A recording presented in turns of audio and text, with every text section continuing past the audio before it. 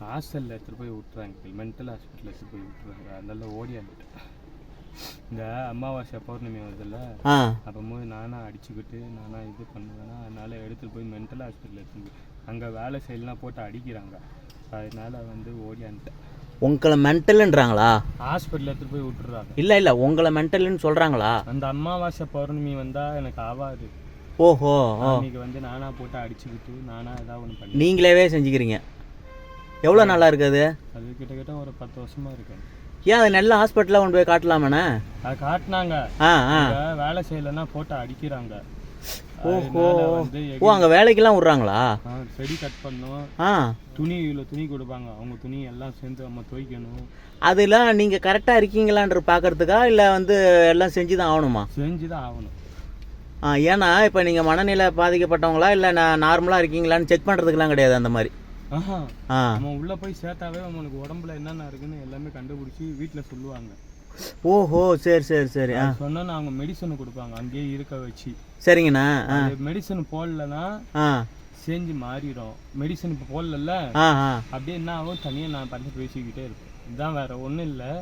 ஏன்னா என்னை எடுத்துகிட்டு போய் அங்கே சேர்த்துடுறாங்க. 5 லட்ச ரூபா கொடுத்து 10 லட்ச ரூபா கொடுத்து அங்கே சேர்த்துடுறாங்க.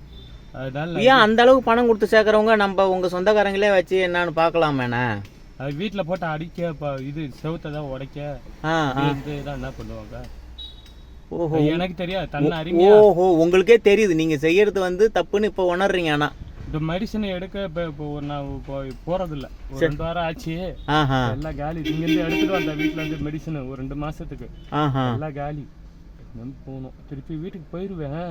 ஆனால் போனால் சேர்த்துடுறாங்க ஹாஸ்டல்ல. என்ன ஊருங்கண்ணா சொந்த ஊர்? ராஜபாளையம். இங்கே தான் இருக்கேன், 6 மாசமா இங்கே தான் இருக்கேன்.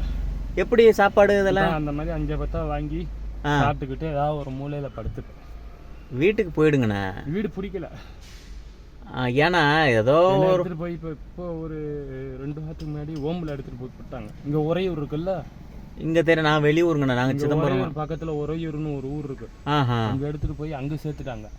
அங்க சாம்பார் பொட்டலம், சாம்பார் வாளியில கொண்டு வந்தாங்க. அதை எடுத்துட்டு வர சொன்னாங்க. வெளில இருந்து அங்கேயும் ஓடியாந்துட்டேன். அங்கேயும் அடிக்கிறாங்க, எல்லா இடத்துலயும் அடிக்கிறாங்க. அடாடாடாடா. ஒரு 5 ரூபா தான் கொடுக்க, வேற எதுவும் வேணாம், கோச்சிக்காது. என்னண்ணா 5 ரூபான்றீங்க? சாப்பாடு வாங்கி தரேண்ணே. வாங்கி கொடுங்க, பசிக்குது. சரிங்கண்ணா, கோச்சிக்காதீங்க கேட்டேன்ட்டு.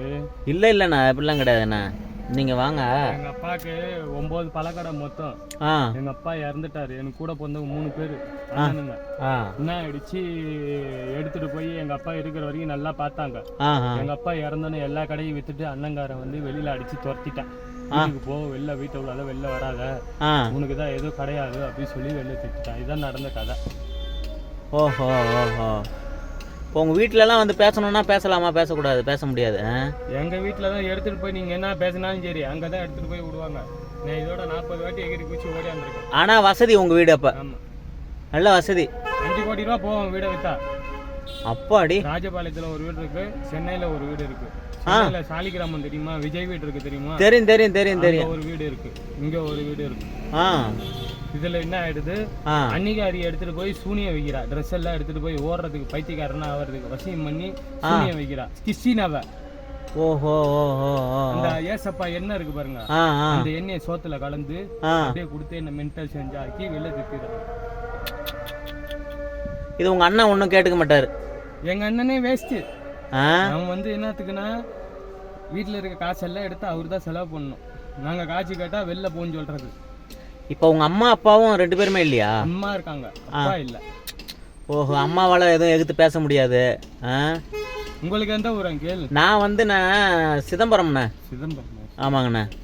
இந்தாங்கண்ணா. Thanks uncle. இது ஒரு அமௌண்ட் தான் அங்கிள், நான் யார்கிட்ட வாங்கி சாப்பிட்டுக்கிறேன்.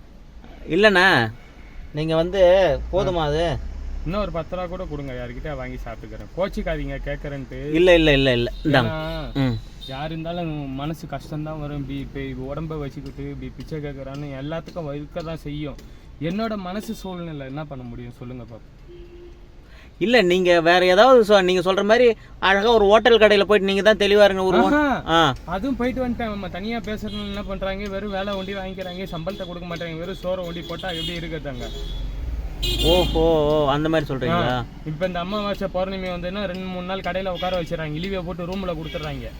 அதுக்கப்புறம் முடிஞ்சதும் வெறும் வேலை ஒண்டி வாங்கிக்கணும், சம்பளமும் கொடுக்க மாட்டாங்க, ஒன்றையும் கொடுக்க மாட்டாங்க, சம்பளம் கேட்டா அடிக்கிறாங்க. அதனால எங்கேயும் வேலைக்கு போறது கிடையாது, இந்த மாதிரி ஆட்டியா பார்த்தா வாங்கி சாப்பிட்டுக்கிட்டு ஜாலியா இருக்கிறேன். ஏன்னா எல்லாம் எவ்வளோ நாளைக்கு நான் அந்த மாதிரியா இருந்துட முடியும், அதுக்கு சொல்றேன், வேற ஒன்றும் கிடையாது. ரைட், ஓகே தான். இது வந்து நிரந்தரம் ஆகாது இல்லைங்கண்ணா? கரெக்டு தான், கரெக்டு தான். பார்த்துங்க, உடம்பு பார்த்துங்க. சரி சரி, ஓகேண்ணா. உங்கள் பேருண்ணா? சிவா. சிவா. சிவா ராஜபாளையம். ராஜபாளையம். சரி சரி. இல்லை வேற ஏதாவது செய்தியில் எதில் சொல்லி உங்களை வேணா வீட்டில் பேச சொல்லட்டுமா? அவங்க என்ன பேசினாலும் அங்கே தான் எடுத்துகிட்டு போய் விட்டுருவாங்கன்றேன்னு 40 வாட்டி எகிரி குச்சி ஓடாந்துருக்காங்க, 1 வாட்டி 2 வாட்டி இல்லை. இப்போ பார்த்து பிடிச்சிட்டாங்கன்னு வச்சுக்கோங்க, காரத்துக்கு உள்ள போட்டு போயிடுறாங்க. வீட்டில் போய் மீன் குழம்பு கறி குழம்பு நல்லா ஆக்கி கொடுத்துட்றாங்க. கரெக்டாக 3 மணிக்கு தூங்குறோம் பாருங்க, ஃபோன் அடிச்சு வர வச்சு பிடிச்சி கொடுத்துட்றாங்க. இது காருக்காரங்களே வந்து வீட்டுக்குள்ளே வந்து தூக்கிட்டு போயிடுவாங்க அவங்கள. வரலன்னு வச்சுக்கோங்க, ஒரு மைக்கு ஊசி போட்டு ஆள் அப்படியே தூக்கிட்டு போயிடுவாங்க. ஐயோ, ரொம்ப கஷ்டமா இருக்குண்ணா. அந்த போய் பேசல, காசு கோசம் சொல்ல, நான் அவ்வளோ அனுபவப்பட்டிருக்கிறேன், அதனால தான் சொல்றேன். அதான் நான் அங்கே காசு சில்லற அங்கே வச்சுட்டு வந்துட்டோம், இது வேறு பரிசில் வந்து. நீ எனக்கு இதே போதும், இதே ஒரு அமௌண்ட்டு தான், நான் யார்கிட்ட வாங்கி சாப்பிட்டுக்கிறேன். இல்லை நீங்கள் இல்லாட்டி இன்னும் கொஞ்சம் நேரம் கழிச்சு வாங்க. நான் சவாரி தான் வந்திருக்காங்க, காவேரி மகாலுக்கு சவாரி வந்தானுங்களா, அதான் அது பர்ஸு அங்கே உங்கள்கிட்ட வச்சுட்டு வந்துட்டேன். பரவாயில்லைங்க, எதுவும் பரவாயில்லைங்க. Okay okay okay okay.